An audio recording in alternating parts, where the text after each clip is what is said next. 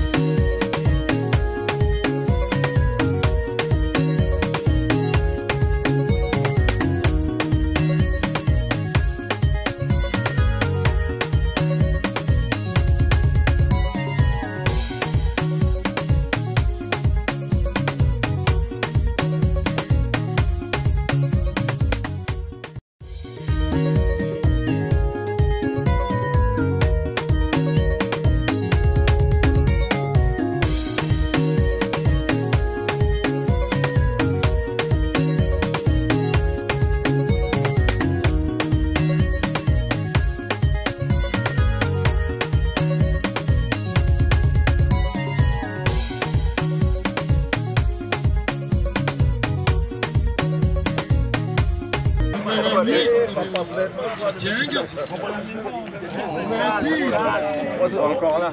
Oh, il va ça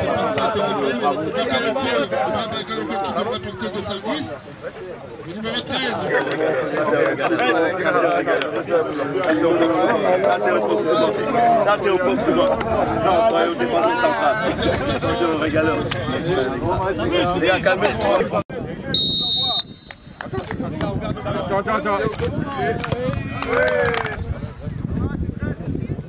Attention Moc, attention Moc. Non, ça va, c'est bien qu'il est tout pour encore. Lui, ça pourrait sec. Il n'a pas pris ce pète. Attention, monsieur l'a vu. Arrêtez de discuter, on discutera au prochain arrêt de jeu, les gars, je vous ai déjà dit ça. Allez Lolo, allez.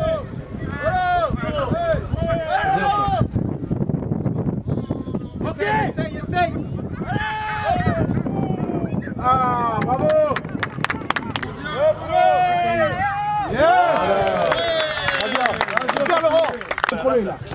On perd pas, on fait tourner. Super.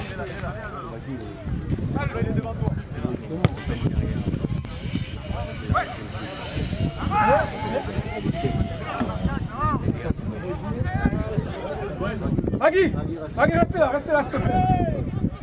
C'est tout. Alors. Oh putain, il a pas marqué tout le temps. Ouais. Voilà, mesdames, messieurs, après donc ce premier extrait dans le stade avec tous ces joueurs, vous avez vu aussi quelques séquences du match avec ces images de Sacré Cissé et de Valdi Borisol. Nous allons commencer par, en tout cas, les écouter un par un. On va commencer justement, permettez-moi de repasser cette expression, nous allons commencer avec Samba Brice le père qui va nous expliquer, qui va nous donner déjà ses nouvelles. C'est parti. Voilà, mesdames, messieurs, comme je l'ai dit au début de notre émission, de notre reportage, je vais vous faire découvrir ce que c'est la CELAF. Nous avons à côté de nous quelqu'un que vous connaissez, il a marqué son nom dans l'histoire du football congolais. Je parle de Brazzaville, bien entendu. Il s'agit de Brice Samba. Comment tu vas? Ça va très bien, et toi? Ça va super bien. Les Jeux africains sont passés, on s'est retrouvé à Brazza lors du jubilé de Ngapi aussi. Quelles sont les nouvelles de Brice Samba, le père? Oui, les nouvelles, c'est bien de le préciser, oui. Parce que c'est vrai que je vais laisser une place honorable à mon fils, comme parenthèse. Oui. Mais sinon, ça se passe très bien, je suis en bonne santé. Vous avez vu que je me suis pris un peu en charge, j'ai perdu quelques kilos, éventuellement, parce que j'ai repris l'activité sportive. Et c'est important pour moi. Et voilà que là, on se retrouve avec la CELAF, la sélection africaine de footballeurs d'Europe. Justement, parle-nous de ça, Brice. C'est quoi CELAF?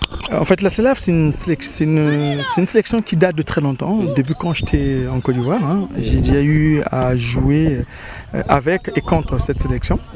Éventuellement, dans le présent, c'est Sékou Coulibaly. Et aujourd'hui, c'est une sélection qui est là pour promouvoir éventuellement certaines situations mises en détresse dans certains pays africains. Donc d'où déjà, il y a déjà une invitation qui a été lancée pour le 12 août en Côte d'Ivoire, sous la présidence de Kablan Dekan, le Premier ministre ivoirien. Donc nous ferons partie de cette cérémonie-là, bien sûr à Grand Bassam. Donc c'est une sélection en fait qui est là pour éventuellement soutenir les anciens sportifs africains qui sont en difficulté, quel que soit le cas. Sinon aussi apporter, comme ici cet après-midi, qu'on appelle un soutien à une association. Voilà, donc c'est une sélection en fait en gros qui est non comment on appelle non lucratif ou lucratif, bien sûr, merci de me prêter le mot, non lucratif, éventuellement. Donc c'est le but de cet après-midi, c'est cela en fait. Alors on parle de CELAF, d'accord, nous allons parler de Samba Brice qui est le père, parlons aussi du fils. Les nouvelles, je pense que je vais l'avoir tout à l'heure, mesdames, messieurs, vous allez enfin avoir Brice Samba fils en pleine émission, notre magazine de la diaspora. Non, mais écoutez, en parlant de moi d'abord, hein, parce que je laisserai le soin à mon fils de parler de lui-même, hein, oui. Parce que je ne vais pas mélanger, je ne vais pas faire un mélange du genre. C'est que moi, en tant que père, je me porte très bien, comme je viens de dire précédemment, et aujourd'hui, je suis dans les affaires, dans l'entrepreneuriat. Pas dans le côté sportif, manager, préparateur technique. Le côté sportif, je suis encore actif en tant que vétéran, oui. Bien sûr, mais sur le plan social, je suis chef d'entreprise. Donc je mène ma petite vie, comme on le dit, et j'essaie éventuellement de me créer un vrai rang social dans la nouvelle activité dans laquelle j'ai choisi, qui est l'entreprise, l'entrepreneuriat. Brice Samba, à cette heure-ci, la sélection nationale côté Paris se trouve à Lys. Je parle de Corbeil et Essonne, c'est dans le 91. Ils sont rentrés en mise au vert depuis hier. Le Brice Samba fils devait aussi être parmi ceux-là. Pourquoi il est plutôt ici avec CELAF? Écoutez, mon fils a une seule philosophie depuis toujours. Hein.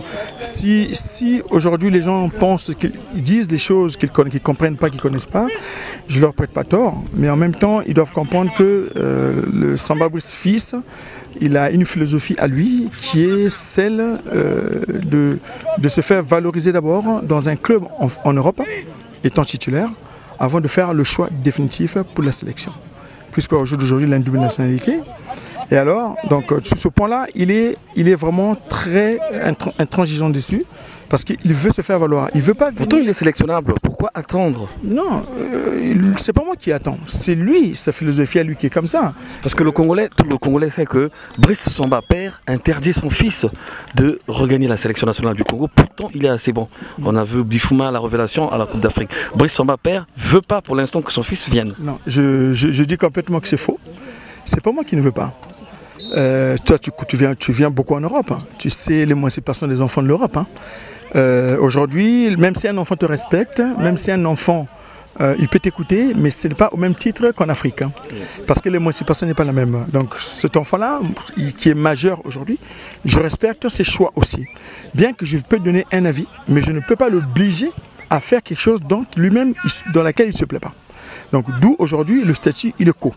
C'est-à-dire que moi, quand je parle avec mon fils, il me dit seulement papa, je veux d'abord m'imposer dans un club titulaire en Europe. Ce n'est qu'après cela que je dirais, je choisis le Congo, je choisis comment on appelle, ou la France. Mais pour l'instant, la question ne se pose pas pour moi parce que je ne veux pas, il ne veut pas aller à l'équipe nationale avec un statut de remplaçant titulaire au Congo. En parlant de remplaçant justement, peut-être c'est la dernière question, Brice Samba fils, réserve de Steve Mandanda. Steve Mandanda parti, Brice Samba, réserve de Yohan Pelé. Il devait plutôt passer aux premières places. Écoutez, le fils jusqu'à aujourd'hui n'a pas eu beaucoup de chance parce qu'il s'est retrouvé dans un club qui est très frileux de ne pas pouvoir lancer les jeunes, comme l'a fait Lyon, l'Olympique lyonnais. Mais à Saint-Lucien, Brice, il est arrivé en fin de contrat. Là, cette année, il est en fin de contrat, donc il va être libre. Donc, vous pouvez nous dire où est-ce qu'il va aller? Vous êtes prêt, son manager? Rien n'est encore préétabli, rien n'est défini. Il y a des clubs qui s'intéressent, éventuellement, il va falloir voir... Quel club par exemple? Non, je ne peux pas citer de nom parce qu'il y en a plusieurs. Donc je ne peux pas citer un nom aujourd'hui. Ici en France hein? Non, en France ou à l'étranger d'ailleurs. Oui. Donc je ne peux pas citer de nom, mais sinon, ce qui est sûr, c'est un garçon qui a un avantage d'être libre.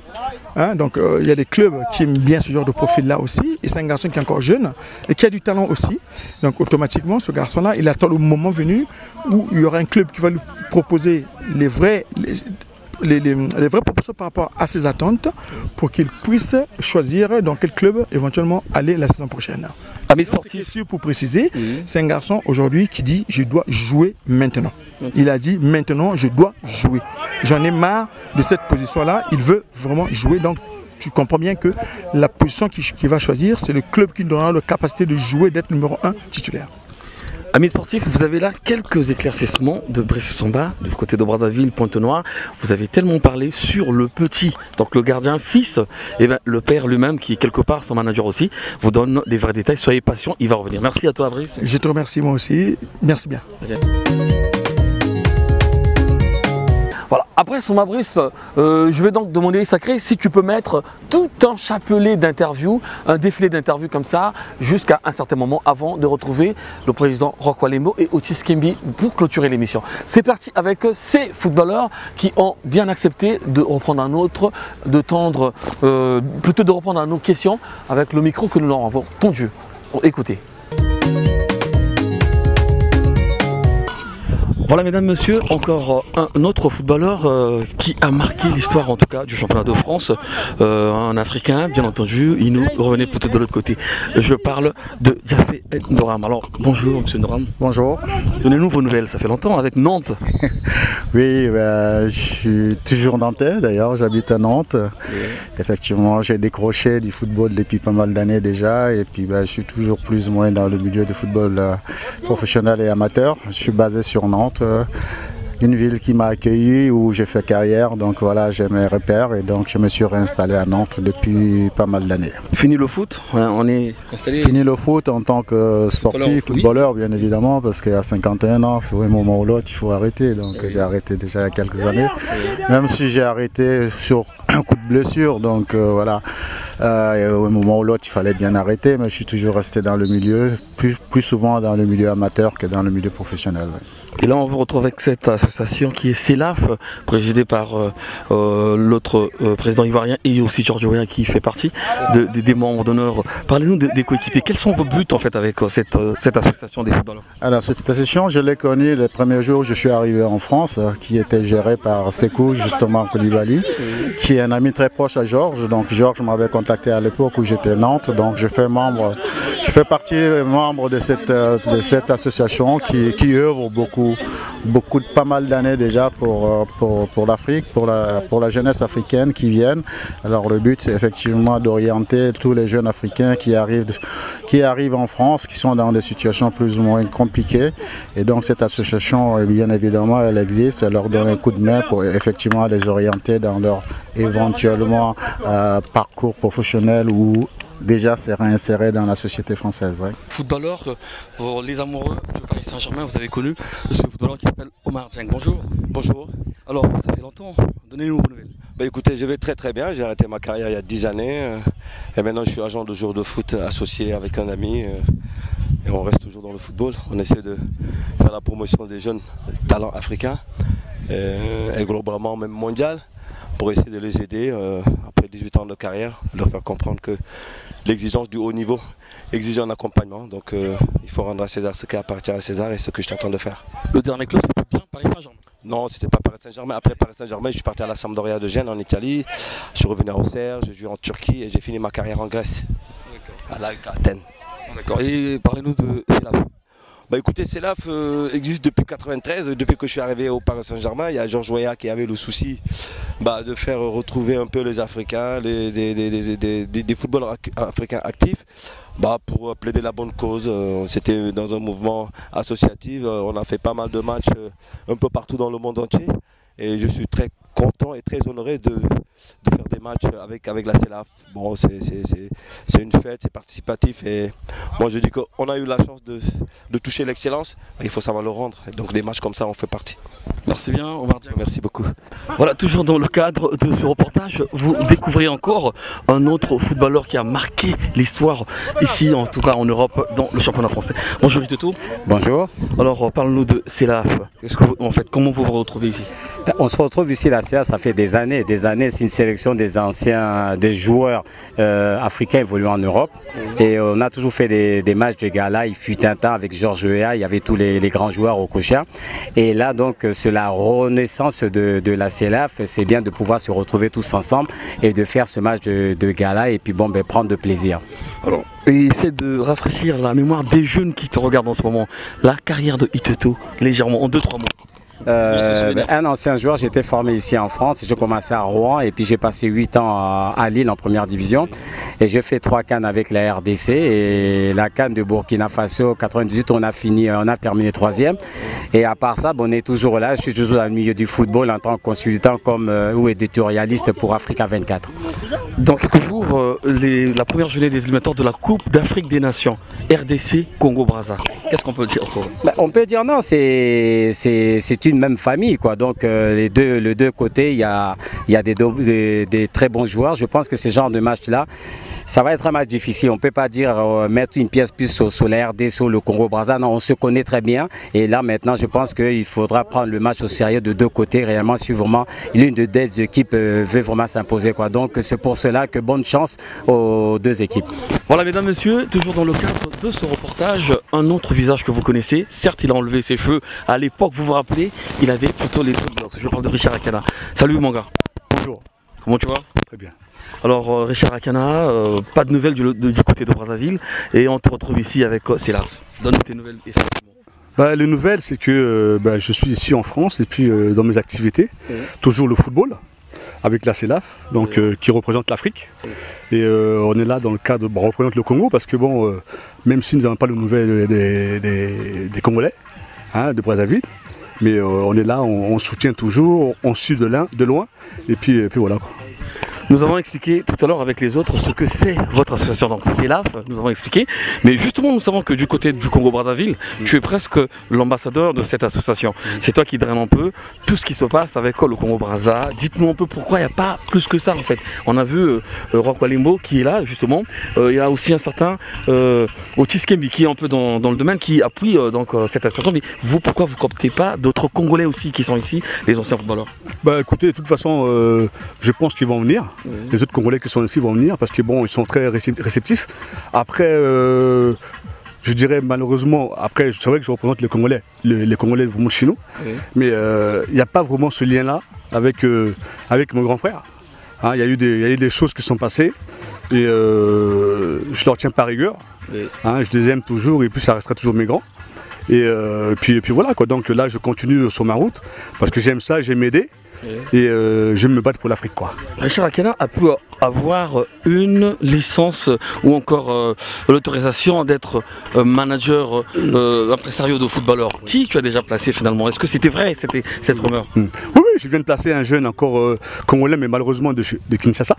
Pas Brazza? Pas de Brazza. Malheureusement, c'est pas l'opportunité. C'est pas l'opportunité qui manque. Hein. Parce qu'il y a beaucoup de jeunes qui se plaignent en fait pour des problèmes de manager. Ils ont découvert que toi tu dois avoir la licence, mais tu fais pas pour ceux-là. Non, le problème c'est que je rentre en contact avec le président Amoujou.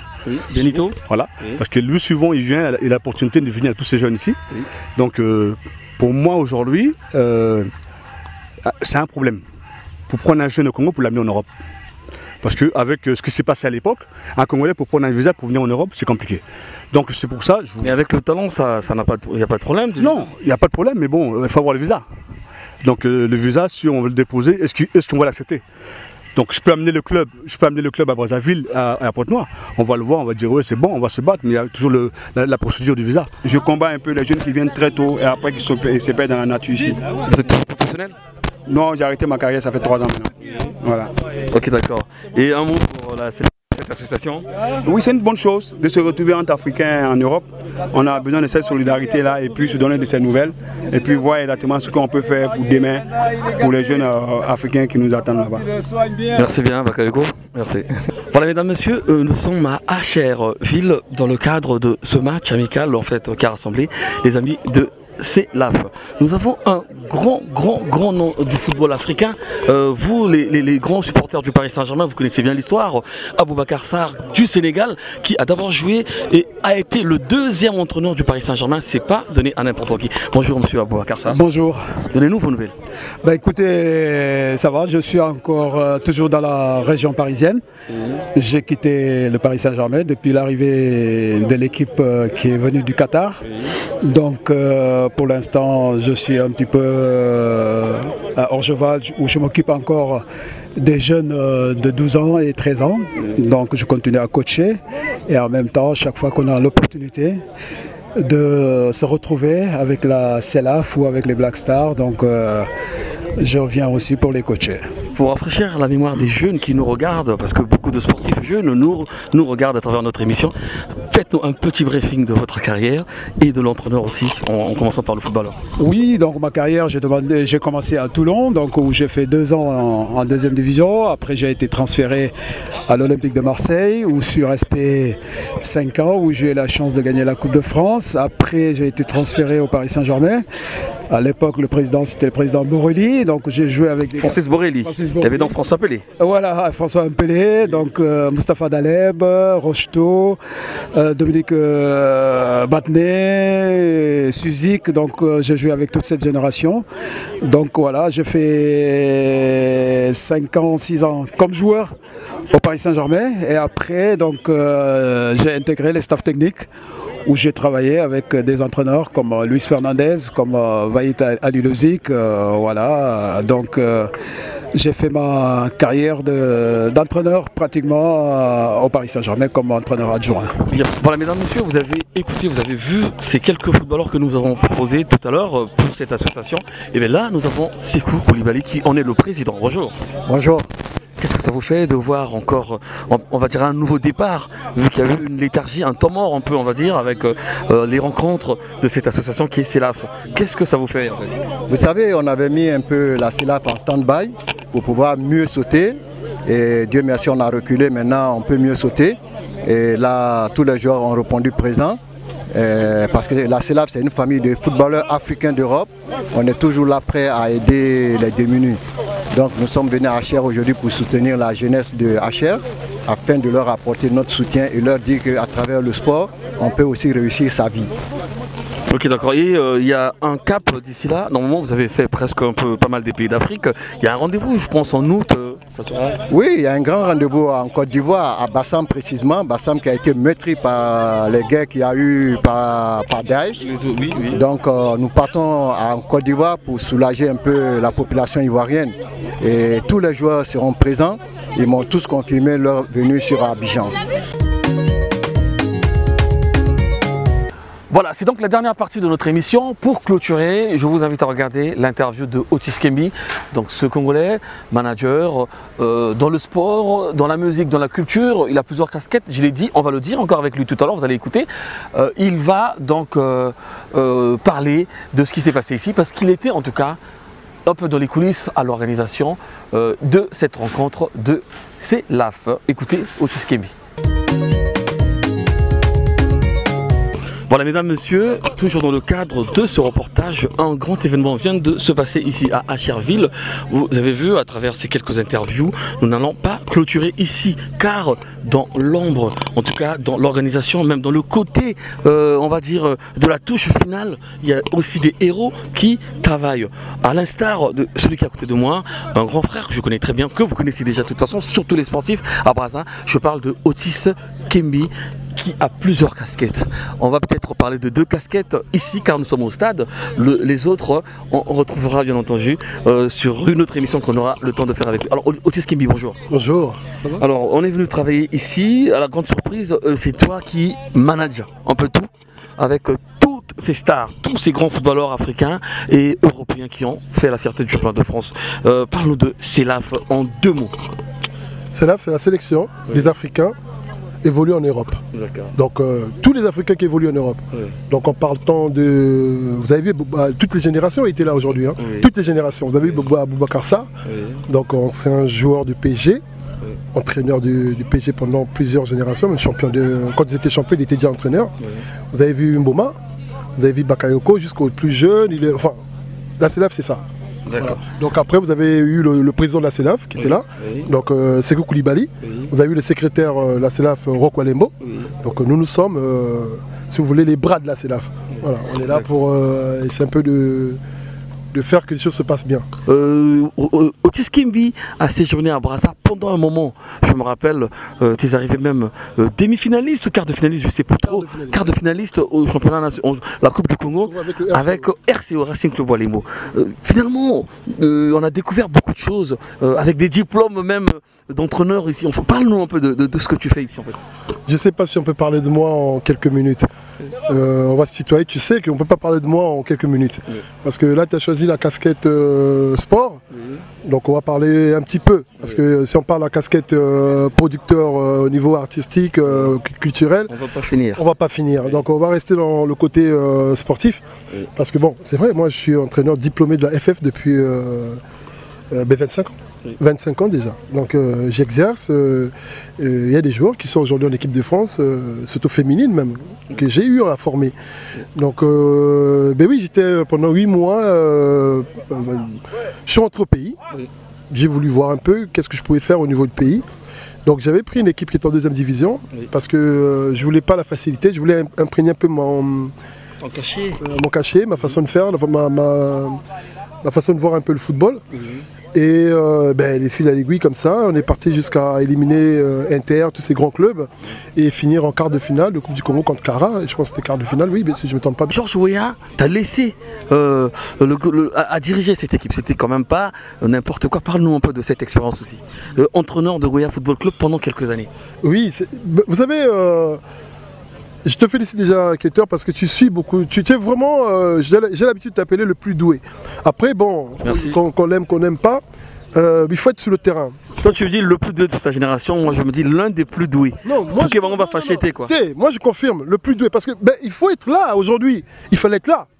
J'y suis. Voilà, donc il fallait être là. Tu es toujours là où il faut. Je pense que ce soir, tu seras encore ailleurs. Donc, c'est ça. Je serai maître de cérémonie chez les Centrafricains. Donc rien à voir avec le sport. Donc réussir à brasser un peu tous ces thèmes, finalement comme moi, plusieurs casquettes. Mais le faire dans ton domaine, et Dieu seul sait que je connais beaucoup de chroniqueurs et de journalistes, même au niveau d'Europe. Moi je dis le plus doué parce que tu vois loin. Et qu'aujourd'hui, notre pays, on arrivera peut-être à ce passage-là, mais peut-être dans une autre émission, qui malheureusement ne saisit pas l'occasion des garçons comme toi. Comme moi je ne parlerai même pas de moi parce que c'est même pas la peine, mais d'autres personnes encore, pour plus de modestie, pour mettre en avant cette jeunesse congolaise qui explose de partout, qui est bourrée de talent. C'est incroyable, c'est vraiment incroyable. Mais bon, pour revenir à la question, oui, j'étais entraîneur du Weah Football Club. Georges Weah m'avait confié son club. Voilà. Donc il y avait toujours à côté de moi Roch Walembo que le Congo connaît très bien, le président de RCO, que les Congolais, certains Congolais, par ignorance, ont ignoré. Ok, d'accord, merci en tout cas Otis de nous recevoir déjà ici, tu es en pour la coordination. Merci aussi de tout ce temps-là que tu nous as consacré pour expliquer un peu, parce que là-bas, des fois, il faut chercher à comprendre un peu ce qui se passe ici. Merci, on se retrouve très prochainement pour essayer de développer les autres casquettes que tu caches. Merci beaucoup, hein. Et puis bon retour à vous. Merci. Voilà. C'était donc là Otis Kembi, le manager avec son label, bien entendu. Alors pour clôturer, nous vous proposons l'interview de Roch Walembo, le président Roch, qui est l'ami de Weah, souvenez-vous, qui a emmené Georges Weah à Brazzaville. J'espère que le voyage de la CELAF va s'effectuer aussi du côté de Brazza, parce que là, ils sont en train de se déplacer pour le Libéria à Monrovia. Puis à partir du 12 août, donc juste avant que nous on arrive à Brazza pour la fête nationale, et après le FESPAM, car sûrement nous serons là-bas, Botica polémique, nous allons peut-être même les suivre, pourquoi pas, pour aller prendre les images de l'autre côté de Abidjan au Grand Bassam. J'ai connu cet endroit en tout cas, et en hommage à ce qui s'est passé avec les histoires de Daesh, je ne sais pas comment vous appelez ça, Daesh. Ok, ça c'est parti, mets-nous l'interview du président Roch Walembo. Voilà, mesdames et messieurs, nous allons clôturer pour ce jour, en tout cas le reportage que nous sommes venus faire ici à Acherville, à côté de moi, pour les sportifs congolais, les fans du football surtout. J'ai pas besoin de vous dire qui est à côté de moi. Tout à l'heure vous avez vu Otis, et là nous avons le président Roch Walembo. Souvenez-vous, je le présente de façon succincte, président du Racing Club Walembo, donc RCO, ce club à Brazza, deuxième division, qui devait même arriver en première normalement, il va nous le dire tout à l'heure. Vous vous souvenez de la marque Unga à Brazzaville aussi, avec toutes les sélections nationales, dans toutes les disciplines quasiment, qui les habillent. Alors monsieur Walembo, bonjour. Bonjour monsieur le journaliste.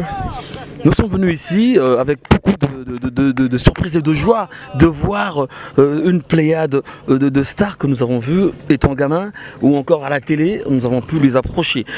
C'est l'AF, cette association, moi je connais, c'est vrai, on a déjà expliqué, certains l'ont détaillé même. Parlez-nous de CELAF, vous êtes le secrétaire général de CELAF. Oui, effectivement, je suis le secrétaire général de la CELAF, donc la sélection des footballeurs africains d'Europe. Oui. C'est une sélection qui a été fondée donc par Sékou Koulibaly. Oui. Le 22 mai 1994 à Abidjan, en Côte d'Ivoire. Donc les présidents d'honneur, nous avons Georges Weah, qui était absent aujourd'hui, mais son épouse était présente dans les tribunes. Ensuite suivi de Roger Mila, président d'honneur. D'Abidi Pelé, président d'honneur. Alors, section président délégué, donc fondateur Sékou Koulibaly. Moi-même secrétaire général, mais entre-temps il y a Youssouf Fofana qui devait être là. Qui a perdu un membre de sa famille. Voilà, qui a perdu sa maman qui est décédée, qui est le vice-président de la CELAF. Donc après Sékou Koulibaly, nous avons Youssouf Fofana, et ensuite suivi de Ibrahima Bakayoko, donc secrétaire général, moi-même. Donc j'ai voulu, si vous voulez, faire venir donc cette sélection dans ma ville, pour un peu honorer la ville et honorer aussi la marque groupe que je représente par les équipements. En parlant de ville, nous faisons allusion à Acher. Acherville, oui, dans le 78, ici où nous sommes. Département des Yvelines, effectivement. Oui. Donc la CELAF, c'est une sélection qui regroupe effectivement toutes les stars africaines. Et notamment les Européens. Vous avez pu suivre Laurent Fournier aussi sur le terrain. Donc c'est une sélection qui prépare effectivement donc, le prochain match. Nous avons le match au Libéria pour soutenir Georges Weah pour la candidature à l'élection présidentielle. À l'élection présidentielle. Il y a aussi le voyage de août en Côte d'Ivoire. Voilà, Côte d'Ivoire, Bassam, il y a un grand match par le président Alassane qui invite la CELAF. Et entre-temps, il y a l'Angola pour soutenir toujours Georges Weah. Et c'est d'où, vous avez vu, j'ai fait venir tout le monde. Georges, effectivement, elle a présenté ses excuses, mais au moins son épouse est venue parce qu'il est en pleine campagne. Mais c'est une partie remise, on se reverra dans les prochains jours dans les autres pays pour la même occasion. En tout cas, M. Walembo, tout à l'heure, le match que nous regardons les extraits depuis tout à l'heure sur ce match qui a opposé la CELAF, donc les anciens. Les adversaires, c'était les Jalais. l'équipe adverse? En fait, l'équipe adverse, c'était en fait une sélection de quelques joueurs des Yvelines et surtout l'ossature se retrouvait en fait d'Acher. Voilà. D'accord. Alors, quelque chose de particulier qui s'est produit ici, c'est que les deux équipes ont été habillées par une marque. En tout cas, les équipements des deux clubs ont été signés d'une même maison. Parlez-nous donc de cette marque, justement. Oui, effectivement, dans votre introduction, vous avez parlé de la marque Hungaria. Hungaria, j'étais en partenariat avec un Européen. Bon, j'ai fait ce qu'il fallait pour lui. Et après, il fallait trouver un temps de pouvoir s'évader seul, prendre ses marges. Donc, depuis 2011, j'ai lancé effectivement ma marque, Grom. Donc, aujourd'hui, la marque Grom est en partenariat direct avec la CELAF. Dans tous les matchs de la CELAF, c'est Grom qui est présent pour tout ce qui est équipement sportif. On va donc dire que le président Roch Walembo que vous êtes, vous habillez désormais avec la marque qui vous appartient, Grom. Voilà, effectivement, donc l'équipe adverse, nous signons dès juin le partenariat pour équiper cette équipe.